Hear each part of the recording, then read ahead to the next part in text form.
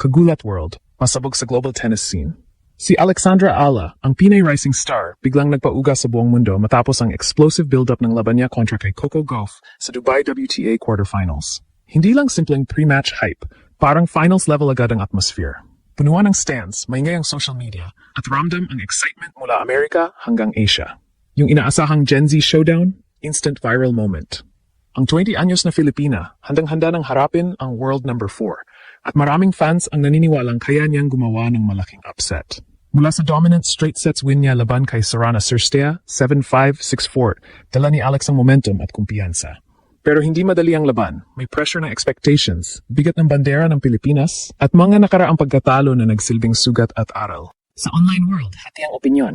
May naniniwala sa lakas ng lefty power at fearless game ni Ala, habang ang iba naman ay tumataya sa experience at composure ni Gauff. Pero isang bagay ang sigurado, lahat inspired sa tapang at maturity ng dalawang batang bituin. Ang energy? Parang may home court advantage si Alex kahit nasa disyerto. May mga kababayan at supporters na bumiyahe pa para sumuporta, nagdadala ng lakas at sigla na posibleng makaapekto sa momentum ng laban. Hindi lang ito simpleng quarterfinal match, isa itong simbolo ng bagong henerasyon sa tennis. Kung manalo man o matalo, malinaw na, si Alexandra Ala ay hindi na basta rising prospect. Isa na siyang global force na kayang yugyugin ang mundo. Parang may lindol na yumanig sa international tennis scene nang pumutok ang balita tungkol sa inaabangang sagupaan ni na Alexandra Ala at Coco Gauff sa Dubai Tennis Championships. Quarterfinals pa lang to, pero ang energy? Parang Grand Slam final na agad. Punuan ang stands, dagsa ang media coverage, at sa social media. Sunod-sunod ang posts, reaction videos, at predictions mula sa fans sa iba't ibang panig ng mundo. Hindi lang ito simpleng laban. Isa itong moment na pwedeng magbago ng trajectory ng isang rising star. Si Alex, 20 years old, dala ang bigat ng bandila ng Pilipinas at ang momentum ng sunod-sunod na solid performances. Galing siya sa straight sets victory na nagpakita ng maturity at composure beyond her years. Yung laro niya, halo ng precision at tapang, sharp cross-court shots, matinding baseline rallies, at yung deadly lefty angles na hirap pasahin ng kalaban. Ramdam na ramdam ang confidence sa bawat serve at return.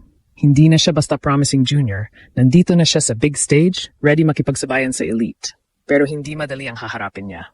Si Gauff ay world number 4, isang established force sa tour, at sanay na sa pressure ng malalaking laban. Experience ang puhunan nito. Grand Slam finals exposure, high-stakes matches, at mental toughness na nabuo sa mga intense battles. Kaya ang tanong ng marami, kaya bang tumbasan ni Ala ang ganitong level ng composure at consistency? Sa online world, halo-halo ang emosyon.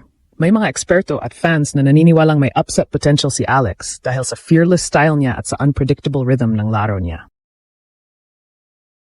May iba namang nagsasabing masyadong malaki ang gap sa ranking at experience. Pero kahit hati ang opinyon, isa ang consensus. This is must-watch tennis. Dagdag pa rito ang kakaibang atmosphere sa Dubai. Kahit malayo sa Pilipinas, parang may home court advantage si Ala. May mga kababayang lumipad para sumuporta, may mga banner at cheers na nagpaparamdam ng suporta sa bawat punto. Yung energy ng crowd, ramdam sa bawat rally, parang may extra push sa bawat sprint at bawat winner shot. At minsan sa ganitong level ng competition, ang crowd factor ang pwedeng magbigay ng crucial edge. Hindi lang ito laban ng dalawang ito ay sagupaan ng dalawang henerasyon ng talento. Parehong bata, parehong explosive, parehong may malaking hinaharap. Gen Z versus Gen Z, skill versus skill, composure versus hunger. Sa gitna ng hype at pressure, isang bagay ang malinaw. Si Alexandra Ala ay hindi na lang underdog story. Isa na siyang legit contender na kayang magpayanig ng mundo ng tennis. At habang papalapit ang unang serve, tumitindi ang excitement. Handa na ba ang mundo sa posibleng breakout moment ng isang Pinay star? Or mananatili ba ang dominance ng isang established champion?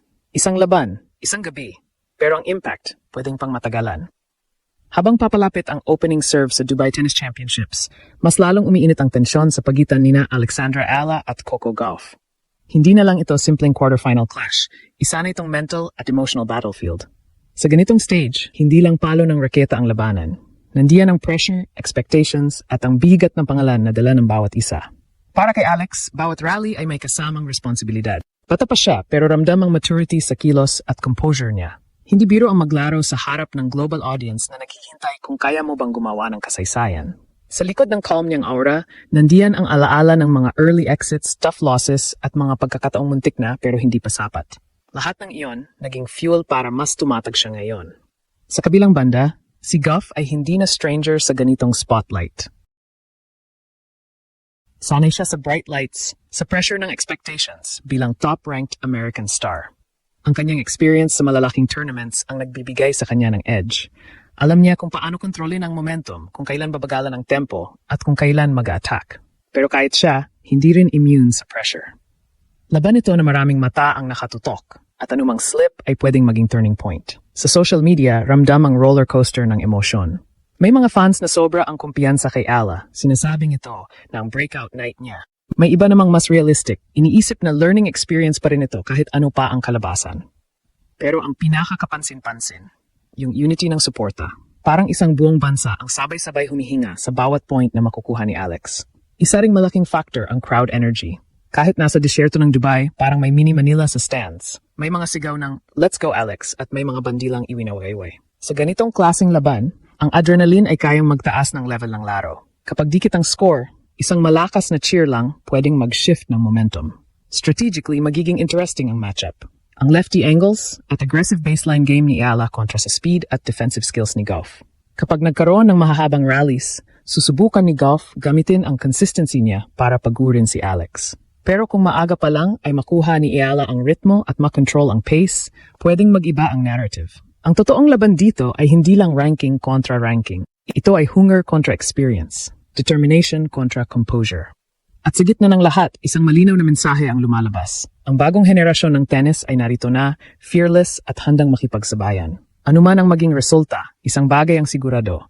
Ang presensya ni Alexandra Ayala sa ganitong stage ay patunay na kaya ng Pinoy makipaglaban sa pinakamataas na level. At kung sakaling sumabog ang upset, hindi lang ito panalo sa scoreboard. Panalo ito para sa pangarap, para sa inspirasyon, at para sa buong bansang naniniwala. Sa huli, ang sagupaan ni na Alexandra Ayala at Coco Gauff sa Dubai Tennis Championships ay higit pa sa isang quarterfinal match. Isa itong simbolo ng pag-usbong ng bagong henerasyon sa mundo ng tennis. Bata, fearless, at handang sumabak sa pinakamalalaking entablado.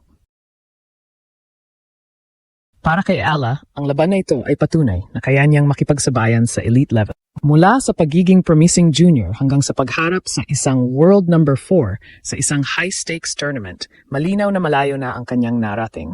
Panalo man o talo, ang impact ng moment na ito ay hindi mabubura. Ipinakita niya na ang talento ng Pilipino ay may puwang sa global stage. Para naman kay Goff, ito ay isa na namang hamon upang patunayan ang kanyang consistency at composure bilang isa sa pinakamahusay sa tour. Sa dulo, ang tunay na panalo ay ang inspirasyon na naibigay ng laban sa mga batang nangangarap, sa mga underdog na lumalaban, at sa isang bansang patuloy na naniniwala. Dahil minsan, ang pinakamahalagang tagumpay ay hindi lang nasa scoreline, kundi sa tapang na humarap at makipagsabayan sa mundo.